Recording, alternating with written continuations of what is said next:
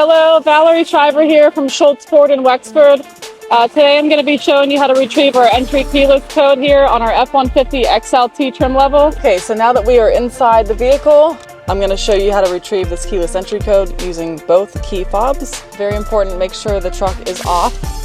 Then you're going to want to come down here to the cup holders. You're going to see that this back one here has a tab that you can take out. You're going to want to insert the first key fob with the buttons facing towards the front of the truck.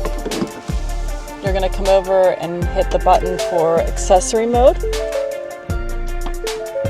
Some things are going to pop up. Make sure they all clear out. Now go ahead and turn it off.